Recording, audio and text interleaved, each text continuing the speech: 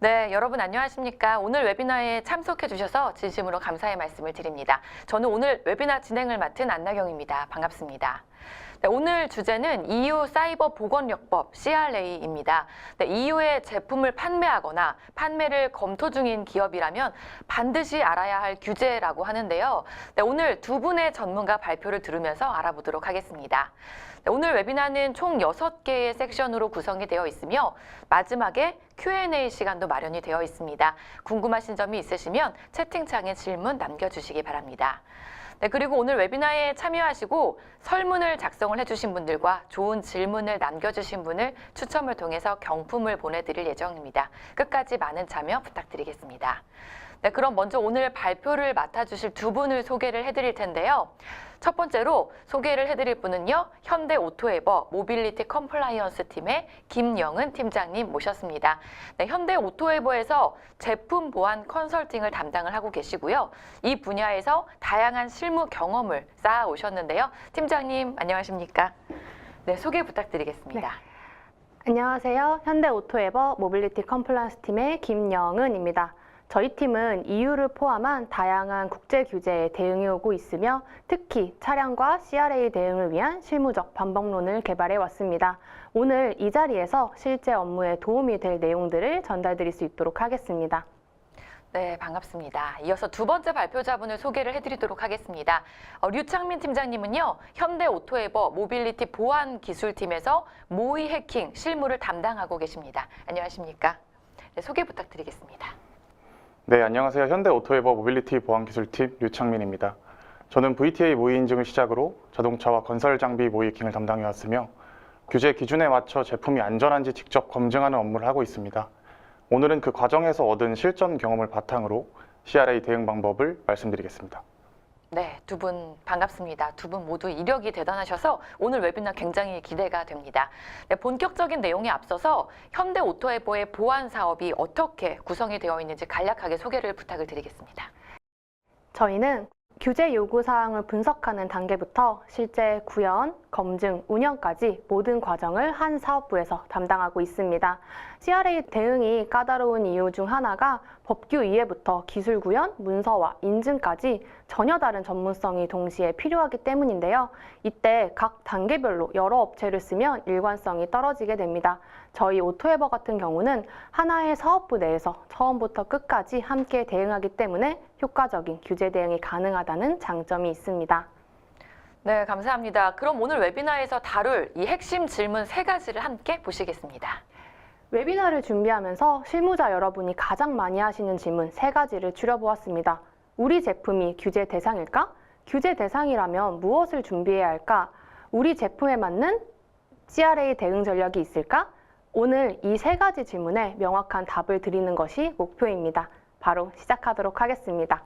네, 팀장님 먼저 이 CRA가 무엇인지 적용 대상과 등급 분류, 의무사항, 페널티, 타임라인에 대해서 설명을 좀 부탁을 드리겠습니다. CRA, 사이버 레질리언스 액트, 우리말로 사이버 보건력법은 EU 내 범용적 디지털 제품을 대상으로 한 사이버 보안 규제입니다.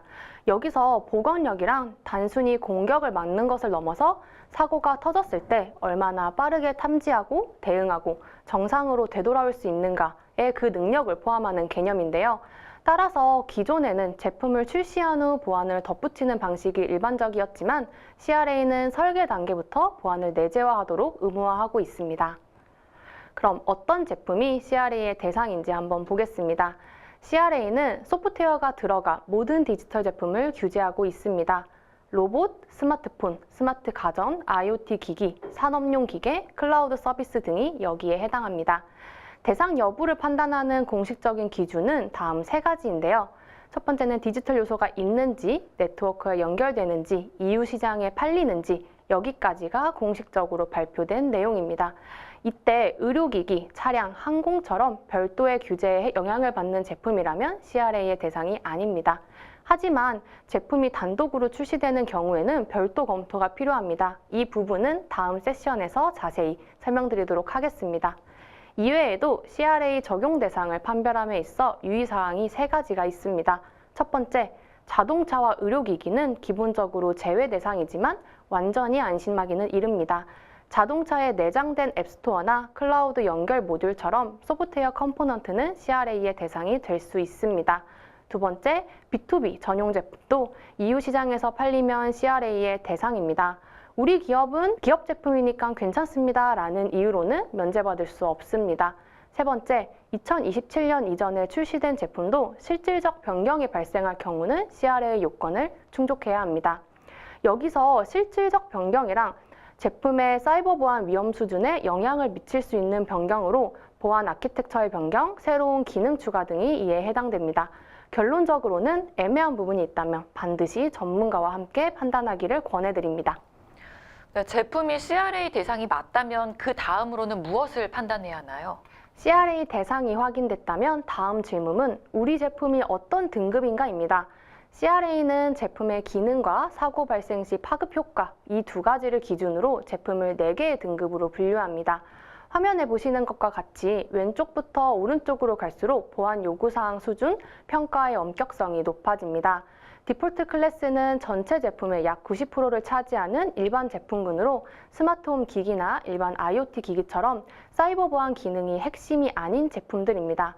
임포턴트 클래스 1은 라우터, VPN, 백신 소프트웨어처럼 네트워크나 보안 기능에 직접 관여하는 제품들이 해당합니다. 임포턴트 클래스 2는 방화벽, IDS, IPS처럼 보안 인프라의 핵심을 담당하는 고위험 제품군입니다. 그리고 크리티컬 클래스는 스마트 카드, HSM처럼 최고 수준의 보안이 요구되는 제품입니다. 등급별로 어떤 평가 방식을 선택해야 하는지는 다음 챕터에서 좀 더 상세히 말씀드리도록 하겠습니다. 등급에 상관없이 CRA가 요구하는 의무는 크게 4가지입니다. 보안 내재화 설계, 취약점 관리 및 패치, 공급망 투명성 관리, 그리고 사고 심구 의무인데요. 이때 꼭 아셔야 할 점은 이 4대 의무가 제품 출시 전 한 번으로 끝나는 것이 아니라 출시 후 최소 5년간 이어진다는 사실입니다. 네, 요구사항이 굉장히 체계적이고 많은 것 같은데요. 혹시 이러한 의무를 지키지 않으면 어떤 페널티를 받게 되나요? 네, CRA 미진수에 대한 페널티는 과징금과 시장 조치 이렇게 2가지가 존재합니다. 과징금은 3단계로 차등 부과되는데 솔직히 벌금보다 더 무서운 게 바로 EU 시장의 판매 중단, 리콜, 공급망 퇴출입니다. EU 시장에 못 들어가게 되는 거니까요. 특히 공급망에 포함된 부품사라면 완성품 제조사로부터 거래가 끊길 수 있다는 뜻이기도 합니다. 벌금의 문제가 아니라 사업 자체가 흔들릴 수 있는 리스크가 될 수 있습니다. 네, 정말 가볍게 볼 수 있는 규제가 아니라는 게 느껴지는데요. 그런데 사실 저는 지금 이 자리에 계신 분들 중에 이런 생각을 하시는 분이 계실 것 같아요. 중요한 건 알겠는데 아직 시간이 있지 않나? 네, 팀장님 실제로 얼마나 남았는지 타임라인으로 한번 짚어주시기 바랍니다. 네, 많은 분들이 2027년 12월 전면 시행을 D-Day로 생각합니다. 그런데 취약점, 보안사고 보고 의무는 26년 9월부터 그러니까 시행일로부터 15개월이나 먼저 시작합니다. 2027년까지 아직 시간이 있다고 좀 느껴지신다면 오늘 이 타임라인을 꼭 다시 한번 확인하시길 권해드립니다. 네, 이어서 실무에서 가장 헷갈리는 부분을 짚어보는 시간을 가져보도록 하겠습니다. 이번 섹션은 오늘 웨비나에서 가장 집중해서 들으셨으면 하는 부분입니다. 발표 부탁드립니다. 네. 앞서서 CRA 적용 대상을 판별하는 기준 3가지를 설명드렸습니다. 하지만 현실은 그렇게 명확하지 않은 경우가 많습니다. 이럴 때는 단독성, 독립성, 목적성과 같은 3가지 항목을 추가로 확인하시면 됩니다. 단독성 사례를 한번 살펴보겠습니다. OEM 전용의 와이파이 모듈입니다. 기본 기준으로 보면 네트워크 연결이 되니까 대상처럼 보입니다. 하지만 단독성을 고려하면 이 모듈은 단독적으로는 시장에 출시되지 않고 완제품 내에서만 포함됩니다. 이럴 경우는 모듈 자체는 단독 유통이 아니기 때문에 CRA의 대상이 아니며 완제품 단위로만 CRA의 대상이 됩니다. 이번엔 내 제품이 CRA의 어떤 등급일지 헷갈릴 때 판단할 수 있는 목적성의 예시입니다. 제일 까다로운 사례인데요. HSM과 같은 보안 모듈이 탑재된 네트워크 카메라의 경우를 예시로 들겠습니다. 보안 모듈이 탑재된 제품이라고 하면 자연스럽게 CRA 최고 등급인 크리티컬 클래스를 떠올릴 수 있습니다. 하지만 사실 그렇지 않습니다. 이때 따져봐야 하는 게 바로 목적성입니다. 목적성은 제조사가 사용 설명서나 기술 문서에 명시한 사용 목적과 용도를 기준으로 규제에 해당 여부와 등급을 판단하는 기준입니다. 물리적으로 어떤 부품에 들어갔느냐가 아니라 제조사가 의도한 주목적인 기준이 되는 겁니다. 예시에 네트워크 카메라에 탑재된 HSM은 보안 통신을 위한 부수 기능으로만 쓰이고 있고 주 목적은 실시간 원격 모니터링입니다. 결론적으로는 크리티컬 클래스에 해당하지 않고 임포턴트 클래스 1으로 판정됩니다. 판정을 잘못 내리면 CRA 대응 경로 자체가 틀어지기 때문에 초기 단계에서 정확하게 짚고 넘어가시는 것을 추천드립니다. 네, 같아 보이는 제품도 기준에 따라서 판정이 완전히 달라지는군요. 네, 그럼 대상과 등급이 확인이 됐다면 다음엔 어떤 절차를 밟아야 하는지 이어서 말씀 부탁드립니다. 규제 대상임을 확인했다면 다음 질문은 어떤 방식으로 적합성을 증명하느냐입니다. 앞서 말씀드렸듯이 CRA는 제품을 위험도에 따라 4가지 등급으로 나눕니다. 그리고 이 등급에 따라 선택할 수 있는 인증 절차, 즉 모듈이 달라집니다. 모듈은 EU에서 CE 마킹을 받을 때 제품의 적합성을 어떤 절차로 입증할지를 규정한 EU 공통의 표준 체계입니다. A부터 H까지 여러 종류가 있고 CRA는 그중 일부를 가져다 쓰고 있습니다. 네, 정리를 하면 CRA 대상이 되는 제품마다 고유의 등급이 있고 그 등급에 따라서 평가 방식이 결정된다는 거 맞을까요? 네, 맞습니다. 네, 바로 그게 핵심입니다. 스마트홈 기기나 블루투스 스피커와 같은 디폴트 클래스 제품은 제조사가 스스로 검토하고 선언하는 모듈 A 방식만으로는 충분합니다. 하지만 클래스 1부터 2까지는 이야기가 달라집니다. 보안에 미치는 영향이 커지기 때문에 제조사 혼자 선언하는 것만으로는 부족하고 제3자 인증기관이 함께 들어오는 모듈 BC나 모듈 H를 반드시 거쳐야 합니다. 여기서 이름이 어렵게 느껴지실 수 있는데요. 간단히 말하면 BC는 제품 설계와 생산 유지까지를 집중적으로 보는 방식, H는 설계부터 출하까지 전체 품질 시스템을 함께 보는 방식이라고 이해하시면 됩니다. 마지막으로 크리티컬 클래스인 HSM, 보안 칩처럼 최고 수준의 보안이 필요한 제품입니다. 이 경우에는 잠시 후 설명드릴 EUCC와 같은 고신뢰 보안 인증을 함께 검토하시는 것이 일반적입니다. 그런데 여기서 한 가지 더 알아두시면 전략적으로 유리한 게 있습니다. 특히 임포턴트 클래스 1 제품을 가지고 계신 분들이라면 주목 부탁드립니다. CRA에는 조합 표준이라는 개념이 있습니다. 이 표준을 준수했다는 것만을 증명하면 원래 필수였던 3자 인증 없이 자가 선언만으로 CRA 요건을 충족할 수 있습니다. 인증 비용과 시간을 대폭 줄일 수 있는 핵심 포인트입니다.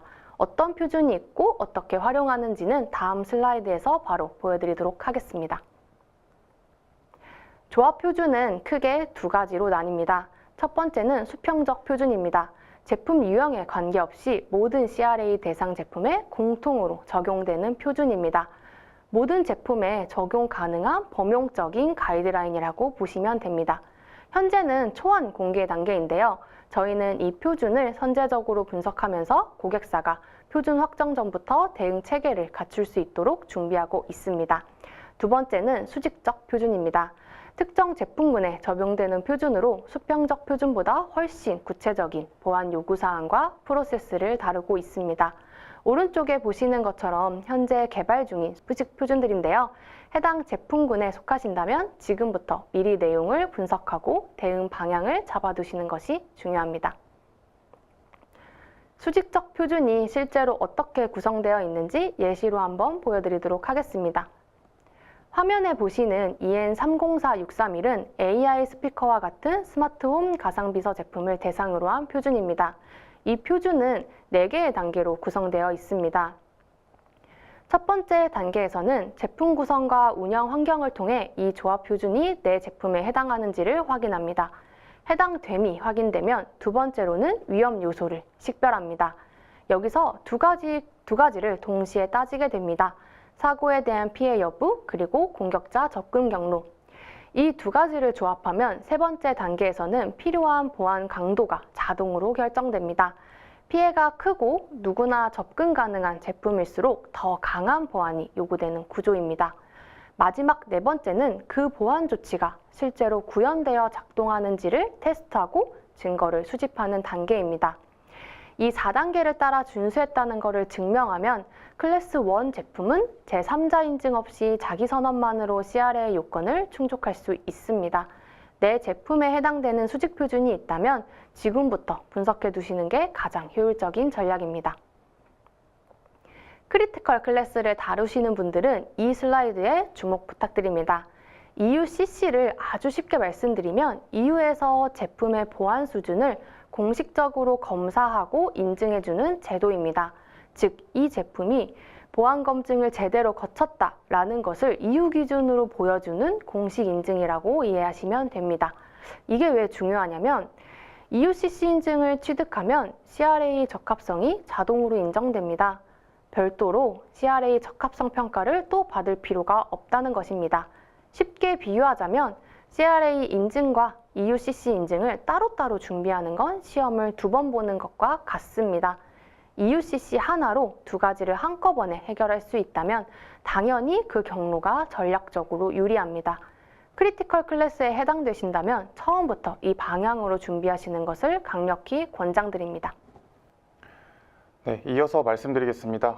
결론적으로 평가 방식은 총 3단계로 접근하시면 됩니다. 첫 번째, 제품 등급 확정입니다. 제품의 핵심 기능과 용도를 분석해서 정확한 CRA 등급을 판별하는 것이 시작입니다. 이 첫 단추에 따라서 향후 적용될 인증 수준이 완전히 달라지기 때문에 가장 중요하면서도 가장 신중하게 접근해야 하는 단계입니다. 두 번째는 평가 전략 결정입니다. 확정된 제품 등급을 분석해서 가장 효율적인 적합성 평가 모듈을 선택해야 합니다. 예를 들어서 Important Class 1은 조합 표준을 활용하면 자체 평가 모듈 A도 허용됩니다. 여기서 전략적 선택이 갈립니다. 어떤 모듈을 선택하느냐에 따라서 비용과 일정이 크게 달라지기 때문입니다. 마지막으로 인증 로드맵 수립입니다. 제품 출시 일정과 예산을 고려해서 CRA 대응 일정을 구체적으로 잡아야 합니다. 시행착오를 줄이고 비용과 시간을 최소화하는 가장 효율적인 인증 획득 플랜이 필요합니다. 저희 현대오토에버가 갭 분석부터 인증까지 이 전 과정을 함께 설계해 드릴 수 있습니다. 잘못된 평가 경로 선택은 불필요한 비용과 시간 소모, 나아가 인증 무효로 이어질 수 있기 때문에 처음 방향 설정이 CRA의 절반이라고 해도 과언이 아니라는 말씀을 꼭 드리고 싶습니다. 다음은 가장 관가하기 쉬운 의무사항 3가지를 짚어드리겠습니다. 첫 번째, 우리 제품은 곧 단종할 건데 괜찮지 않나요? 현장에서 정말 많이 받는 질문 중에 하나입니다. 결론부터 말씀드리면 안 됩니다. 2027년 시행일 이후에도 시장에서 유통하고 있는 제품이라면 단종 계획이 있든 없든 보안 업데이트 의무가 그대로 적용됩니다. 두 번째, 보안 기능을 추가하거나 패치를 배포하면 끝이라고 생각하시는 분들이 많은데요. 보안 조치를 변경할 때마다 의도치 않은 부작용, 사이드 이펙트 분석이 의무입니다. 그리고 그 위험을 수용을 했는지, 완화했는지, 전가했는지, 회피했는지, 처리 방식까지 반드시 문서로 남겨야 합니다. 문서가 없으면 기술적으로 완벽하더라도 위반입니다. 어떠한 문서들이 필요한지는 뒤에서 설명드리도록 하겠습니다. 세 번째, 우리는 소프트웨어라서 CE 마크 안 붙여도 되지 않나요? 이것도 오해입니다.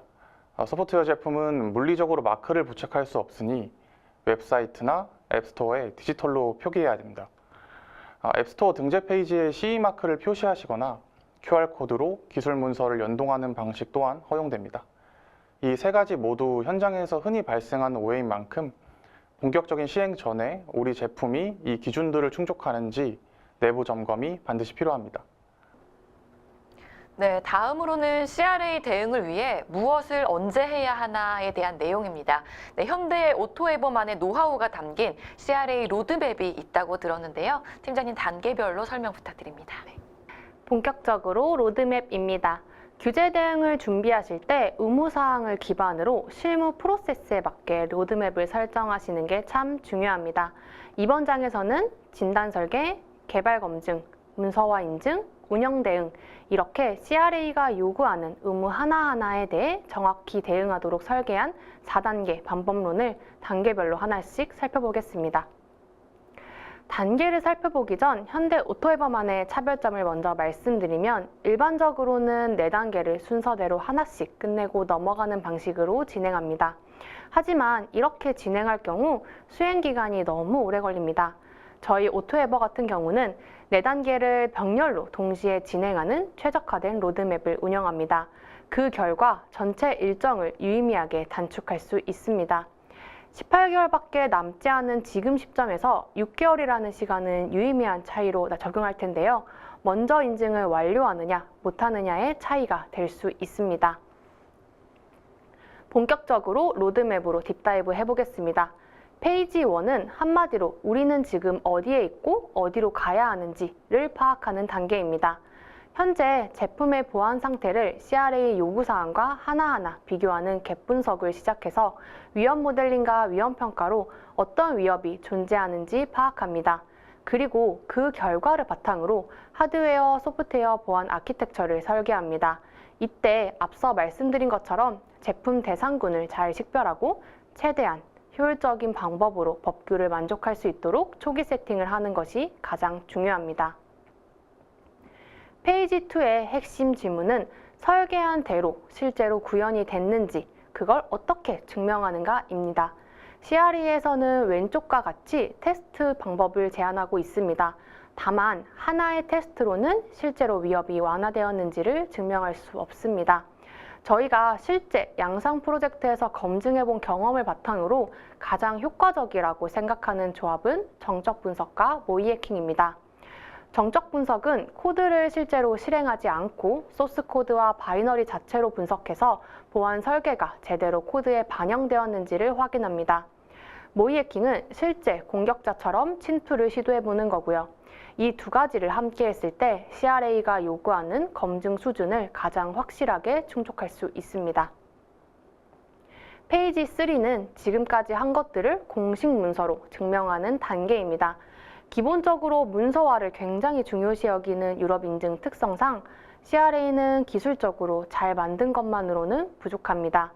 S범 제출, 기술문서 제공, 인증심사 대응까지 문서로 증명하지 못하면 없는 것과 마찬가지입니다. 특히 인증기관 심사를 위한 문서 패키징이 이 단계의 핵심인데요. 어떤 문서를 어떤 형식으로 준비해야 하는지에 대한 노하우가 상당히 중요합니다. 마지막 페이지 4입니다. 사실 많은 분들이 인증을 받는 것까지만 생각하시는데 CRA는 출시 이유가 훨씬 더 중요합니다. 취약점이 발견되면 24시간 내에 조기 경보, 72시간 내 공식 신고가 의무입니다. 그리고 이걸 상시로 해낼 수 있는 체계가 갖추어져 있어야 합니다. 그런데 현실적으로 사고 대응 조직을 새로 꾸리고 24시간 모니터링 체계를 구축하고 무선 업데이트 시스템까지 만드는 건 대부분의 제조사에게 무리입니다. 그래서 저희가 제안하는 건 풀스택을 다 갖추는 것이 아니라 CRA의 최소 의무를 이행할 수 있는 해야 할 일만 먼저 명확히 정의하는 것입니다. 취약점 모니터링 채널 설정, 내부 심각도 판단 프로세스, 고지 절차 수립, 이 3가지만 제대로 갖춰도 CRA의 최소 의무는 이행할 수 있습니다. 네, 로드맵이 굉장히 구체적인데요. 다음 섹션에서는 실제 보안 사고 사례들을 직접 보여주신다고 합니다. 류창민 팀장님 부탁드립니다. 네, 첫 번째 사례입니다. 요즘 가장 핫한 산업 분야죠. 로봇인데요. 2025년에 실제로 발생한 유니트리 G1 로봇 해킹 사건입니다.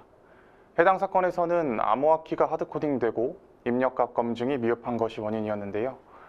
그 결과 공격자는 로봇에서 다양한 악성 행위를 수행할 수 있었고 감염된 로봇이 범인의 주변 로봇을 다시 감염시키는 봇넷 형태로 확산될 가능성도 제기되었습니다.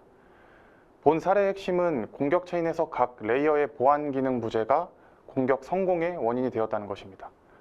실제로 제품에서 모든 위협을 차단할 수는 없기에 계층적 보안을 적용해서 공격 노출을 단계적으로 완화하는 것이 필요합니다. 공격자가 어떻게 접근했는지 단계별로 보시게 되면 먼저 공격자는 인증에 사용되는 암호화 키와 네트워크를 통해 전달되는 패킷에 대한 방식을 분석했습니다. 이 과정에서 하드코드된 암호키를 사용하는 인증 방식과 네트워크 패킷에 대한 입력값 검증이 충분하지 않다는 점을 확인했습니다. 이후 로봇과 연결 시 사용되는 정보 내부에 악성 명령이 포함된 설정 값을 로봇에 전송했습니다. 로봇의 네트워크 설정 기능이 이를 제대로 걸러내지 못하여 결과적으로는 관리자 권한을 획득할 수 있었습니다. 네, 단계마다 막을 수 있는 지점이 있었는데 하나도 막히지 않고 끝까지 뚫렸다는 것 같은데요.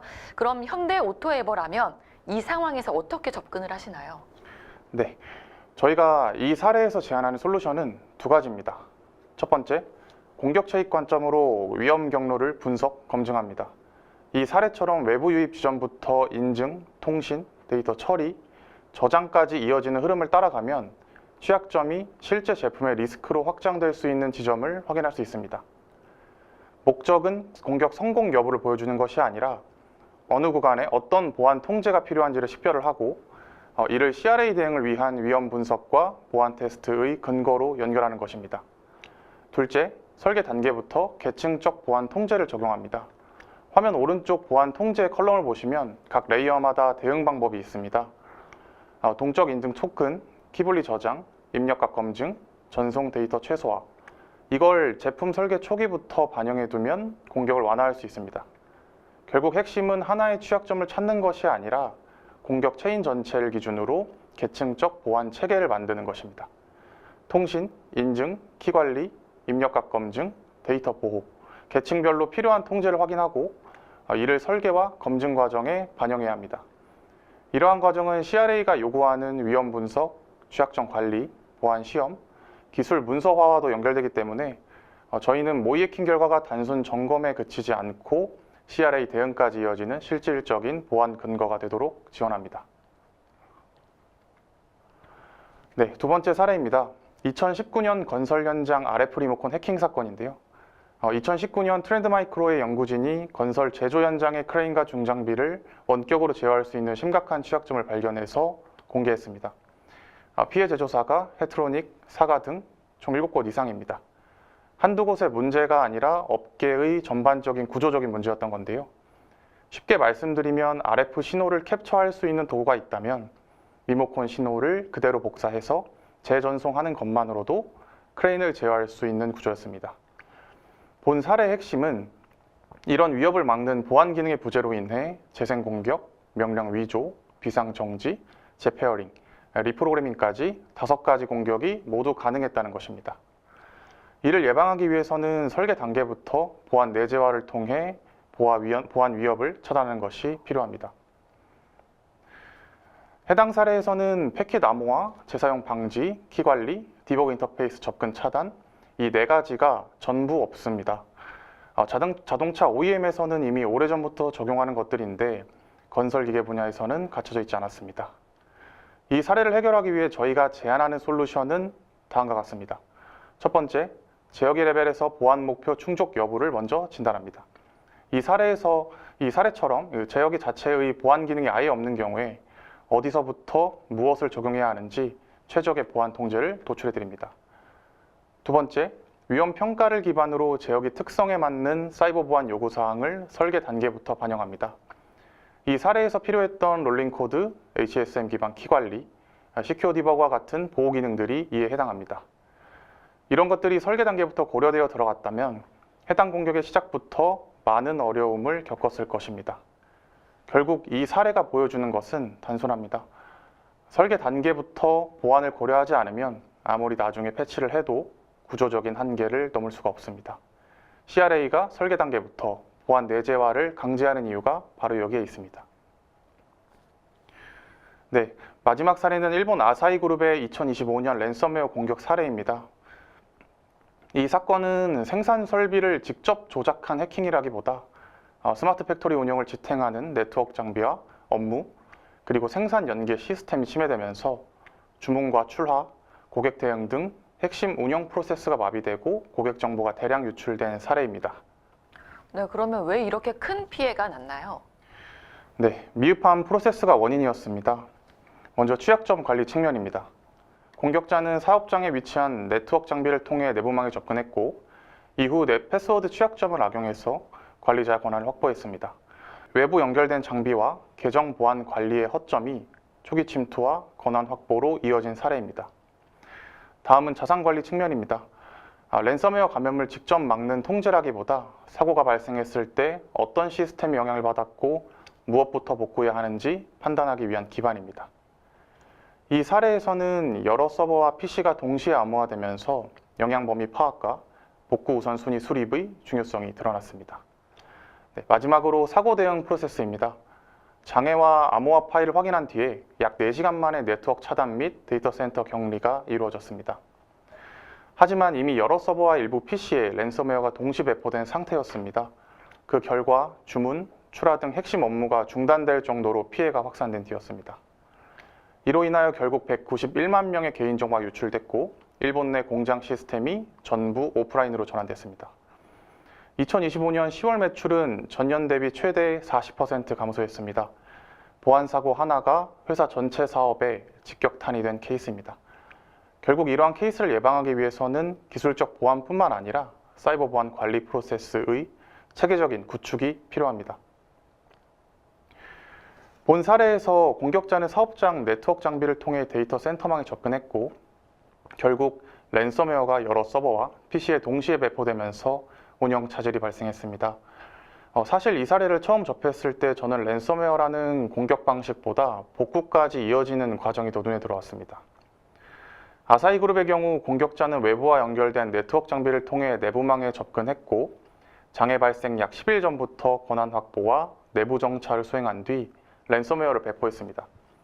그 결과 여러 서버와 PC가 암호화되었고 주문 출하 시스템이 중단되면서 공장 운영과 물류 프로세스까지 영향을 받았습니다. 여기서 중요한 점은 사고가 발생한 이후 단순히 시스템을 차단하는 것만으로는 충분하지 않았다는 점입니다. 초기 차단 조치 이후에도 시스템 복구와 업무 정상화까지 상당한 시간이 소요되었고 결국 사이버 사고 대응은 탐지와 차단뿐 아니라 복구와 정상 운영 전환까지 포함되어야 한다는 점을 보여주었습니다. 네, 이 지점이 CRA의 사이버 보건력 개념과 맞닿아 있습니다. CRA는 디지털 요소가 있는 제품과 관련 시스템이 처음부터 안전하게 설계되고 취약점이 발견되면 지원 기간 동안 패치, 관리되며 사고가 발생했을 때 신속하게 대응하고 복구할 수 있는 체계를 요구합니다. 즉, CRA의 목적은 보안 사고를 당하지 않는 것이 아니라 침해 징후를 모니터링하고 취약점을 지속적으로 관리하며 사고 발생 시 확산을 막고 핵심 서비스를 복구할 수 있는 사이버 보건력을 확보하는 것이라고 볼 수 있습니다. 네, 세 가지 사례 모두 정말 실감나게 와닿습니다. 이렇게 피해 사례를 직접 접하니 보안의 중요성이 체감이 되는데요. 네, 그럼 마지막으로 이 CRA를 대비하시는 모든 분들께 현대 오토에버가 실제로 어떤 도움을 드릴 수 있는지 들어보겠습니다. 저희가 CRA 대응 파트너로서 어떠한 강점이 있는지 말씀드리겠습니다.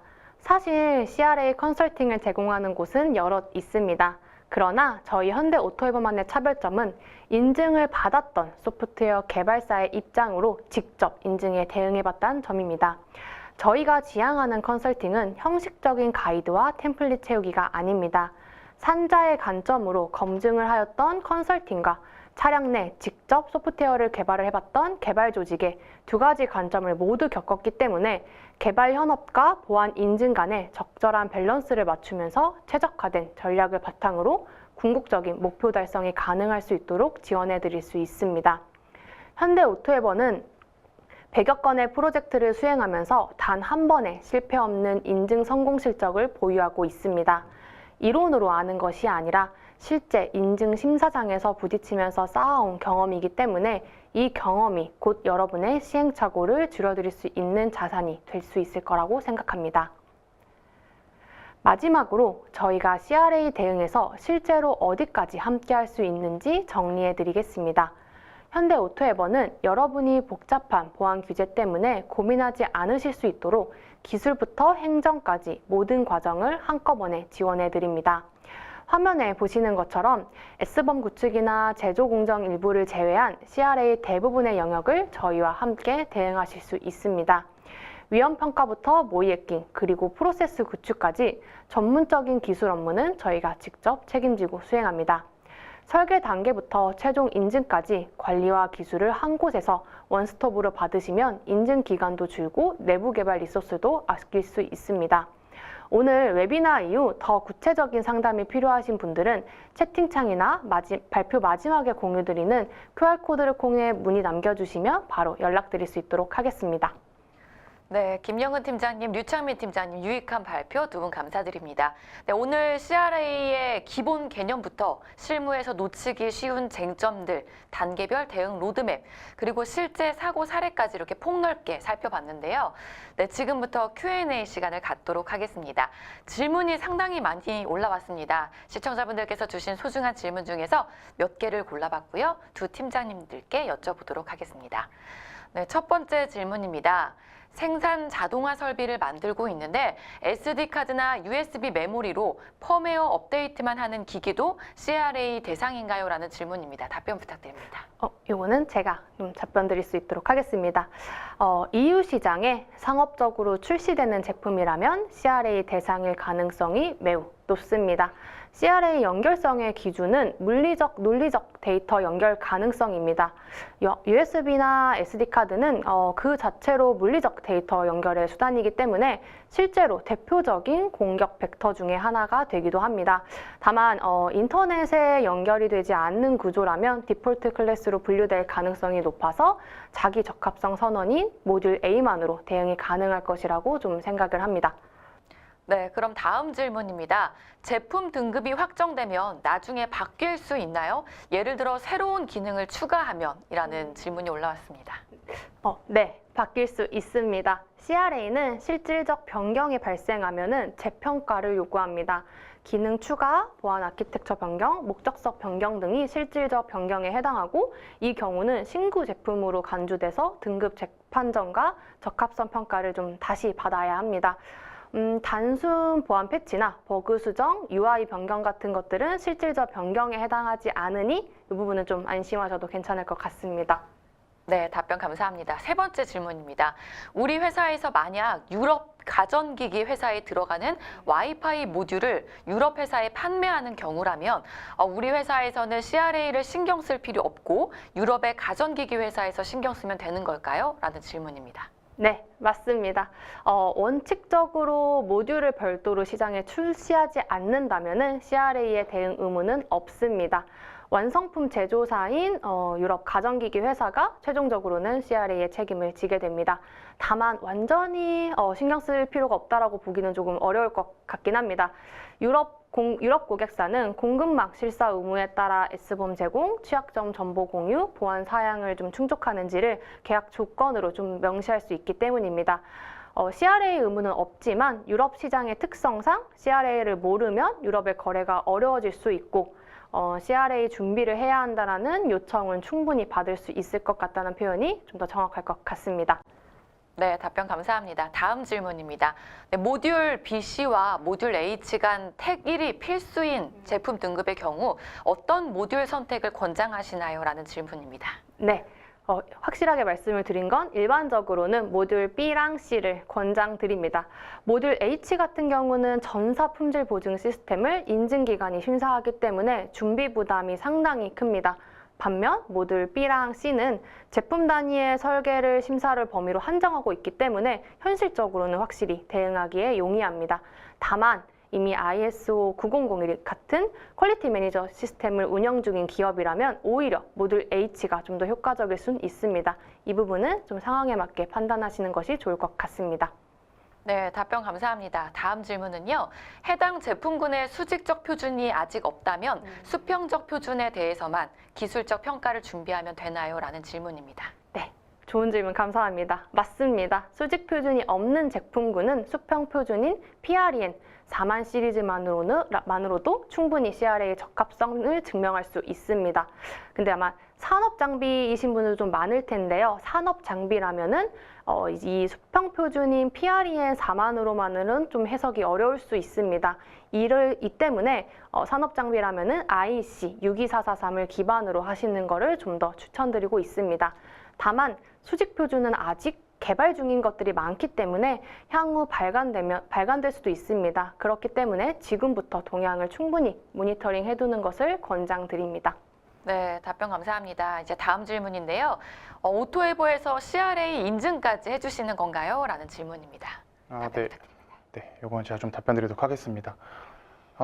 인증서 자체는 공인인증기관인 Notified Body를 통해 하기 때문에 저희가 직접적으로 발급을 하지는 않습니다. 다르게 표현하면은 시험 준비는 저희와 함께 하시고 시험장은 공인기관에서 보는 구조라고 보시면 되겠습니다. 디폴트 클래스는 제조사 자가선언이기 때문에 저희와 전 과정을 같이 진행할 수 있고요. 임포턴트 클래스 1, 2는 노티파이드 바디 심사가 필요하다고 보시면 되겠습니다. 이때 저희가 이 심사 대응을 위한 개분석이나 기술 검증 그리고 문서 준비를 좀 전담해 드릴 수 있을 것으로 보고 있습니다. 네, 답변 감사드립니다. 다음 질문인데요. CRA가 CE 마크랑은 어떤 관계인가요? CE만 받으면 되는 건가요? 라는 질문입니다. 네. CE 마크가 결과물이고 CRA 대응이 선행 조건입니다. CRA 적합성 평가를 통과해야지 CE 마크를 받을 수 있는 구조입니다. 기존의 다른 지침으로 CE를 받으신 케이스가 있을 텐데요. CRA 요건은 별도로 충족하는 게 필요합니다. 결과적으로 CE 마크 하나로 끝나는 게 아니라 CRA 요건을 지속적으로 충족해야 CE를 유지할 수 있다는 점을 꼭 기억해 주시면 좋겠습니다. 네, 답변 감사합니다. 또 다음 질문입니다. 우리 회사 제품에 들어가는 타 회사 부품에서 발생한 취약점도 우리가 평가하고 책임져야 하나요? 라는 질문입니다. 네, 최종 제품 제조사가 공급망에 대한 책임집니다. CRA는 서드파티 부품이나 오픈소스를 포함한 모든 구성 요소의 취약점에 대해서 최종 제조사에서 책임을 지도록 규정을 하고 있습니다.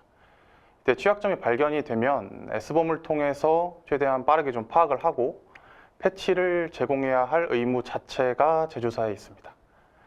이를 위해서는 이제 공급사와 계약을 할 때 보안 관련 정보 제공과 취약점 통보 의무를 가능한 계약서 내에 명확히 규정해 두시는 것이 중요합니다. 네, 다음 질문입니다. 이미 개발이 완료가 되었고 27년 12월 이후에 출시만 남은 제품은 처음부터 다시 보안을 설계해서 구현해야 하나요? 라는 질문입니다. 네, 이 질문은 실제로도 좀 많이 받는 질문인데요. 이미 CRA FAQ에 관련된 내용이 존재하고 있습니다. 결론부터 말씀드리면 반드시 처음부터 다시 설계할 필요는 없습니다.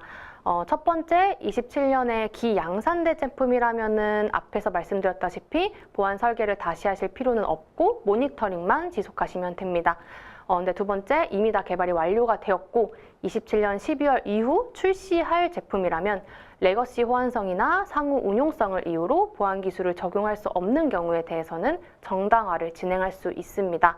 다만 위험 평가를 통해 위험도를 분류한 후 정당화를 진행하셔야만 하며 사용 환경을 제한하거나 사용자 고지와 같은 대체 수단의 제한이 꼭 필요합니다. 아직 개발 수정이 조금이라도 좀 가능하시다면 이 모든 것은 사실 별로 추천드리고 있지는 않습니다. 현재 제품의 보안 수준과 CRA 요구사항 간의 갭 분석을 수행한 후에 갭이 작다면 문서화로 대응하시고 갭이 크다면 보안 위험도에 따라 부분 재설계를 권장드리고 싶습니다. 네, 답변 감사합니다. 이제 마지막 질문 드려보도록 할 텐데요. 모듈별 인증 비용과 소요 기간을 대략적으로 알려주실 수 있을까요? 라는 질문입니다. 이건 조금 답변드리기 약간 어렵긴 한데요. 제품 복잡도, 등급, 현재 보안 수준에 따라서 편차가 좀 너무 크기 때문에 일관적으로 좀 답변을 드리기는 어려울 것 같습니다. 공통적으로 말씀을 드릴 수 있는 거는 설계 초기에 시작하실수록 비용이 낮아지고 출시 후 대용은 비용이 기하급수적으로 증가한다는 점입니다. 웨비나 이후 채팅창이나 QR코드로 좀 문의 주시면은 제품 상황에 맞게 1차적 진단을 함께 해드리겠습니다. 네, 답변 감사합니다. 네, 시간 관계상 Q&A는 여기서 마무리하도록 하겠습니다. 오늘 남겨주신 질문들에 대해서는요, 이후 담당자들을 통해서 별도로 답변을 또 드릴 예정입니다. 네, 또한 방송 후에는 설문에 참여를 해주신 분들과 좋은 질문 남겨주신 분들을 추첨을 통해서 경품을 보내드릴 예정이니까요, 많은 참여 부탁드리겠습니다. 네, 그럼 마지막으로 오늘 이렇게 웨비나를 진행을 해봤는데요, 소감 한 말씀 부탁드리겠습니다. 오늘 좀 많은 질문 남겨주셨는데 시간 관계상 모든 질문에 답변 드리지 못한 점이 좀 아쉽습니다. 보내주신 질문들은 모두 꼭 순차적으로 답변 드릴 수 있도록 하겠습니다. 특히 CRA 관련하여 추가적인 문의사항이 있으신 경우 화면에 안내된 QR코드를 통해 남겨주시면 담당자가 확인 후 성실히 답변 드리겠습니다. 네, 약 1시간 동안 CRA 핵심을 말씀드렸습니다. 저희가 많은 기업들을 만나면서 느끼는 점은 초기 단계의 정확한 판정과 대비가 얼마나 큰 차이를 만드는지입니다. 웨비나에 많은 관심과 참여 보내주셔서 진심으로 감사드리며 추가 질문이 있으시다면 언제든 문의 부탁드리겠습니다. 앞으로도 유익한 내용으로 다시 찾아뵙겠습니다. 감사합니다. 네, 두 분 감사합니다. 네, 이상으로 전자신문 올쇼TV가 마련한 EU CRA 대응의 정석, 인증 경험으로 만든 4단계 실전 로드맵, 오늘의 웨비나를 모두 마치도록 하겠습니다. 네, 올쇼TV는 또 다른 웨비나 방송으로 시청자 여러분들을 찾아뵙겠습니다. 지금까지 시청해주신 여러분 고맙습니다.